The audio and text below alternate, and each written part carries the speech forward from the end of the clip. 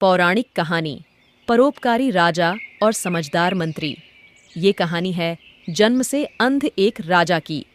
अंधे होते हुए भी राजा ने अपने राज्य को बड़ा सुखी रखा था। कारण था राजा की अच्छाई, राजा का परोपकारी स्वभाव। राजा ने अपने दरबार में और अपने खास लोगों में अपने जैसे अच्छे और दूसरों का भला सोचने वाले लोगों को नियुक्त किया था। एक बार इस राजा के राज्य में एक तपस्वी आया। राजा ने उस तपस्वी का बहुत मान सम्मान किया, उसका बड़े अच्छे से स्वागत किया और उसकी बहुत सेवा भी की। तपस्वी राजा से खुश हुआ और जाते जाते राजा को काजल की एक छोटी डिब्बी देकर गया। उसे काजल के बारे में बताते हुए तपस्वी ने कहा कि है राजन, इस डिब्बी में तुम्हारी दोनों आंखों की रोशनी वापस ला सके। इतना ही काजल है और सामर्थ्य भी।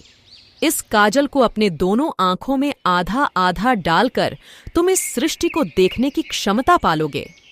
राजा उस काजल को पाकर बहुत खुश हुआ, लेकिन इस्तेमाल करते समय राजा को अपने उस मंत्री की याद आई जिसे उसकी आंख कमजोर हो जाने की वजह से सेवानिवृत्त होना पड़ा था। राजा बिना एक क्षण की भी देरी किए अपने कुछ आदमियों के साथ उस मंत्री के घर पहुंच गया। वह मंत्री बिल्कुल अंधा हो चुका था और एक कोने में बैठा हुआ था। राजा ने मंत्री को तपस्वी के बारे में और उसके द्वारा दिए गए काजल के बारे में बताया। राजा ने वह काजल मंत्री को दे दिया और उसे उसकी आंखों में डालने के लिए कहा। मंत्री ने आधा काजल अपनी एक आंख में डाला तो उसे उस आंख से बिल्कुल साफ साफ दिखने लगा।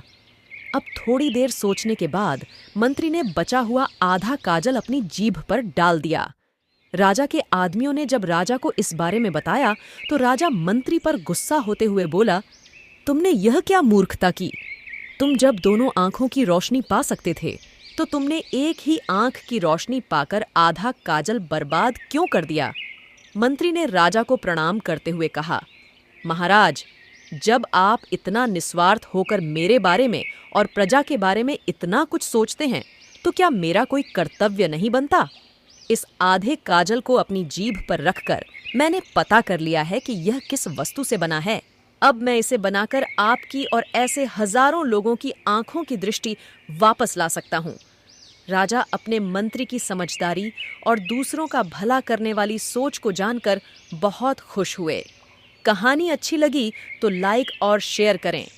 ऐसी ही अच्छी कहानियाँ सुनने के लिए सब्सक्राइब करें हमारे चैनल को।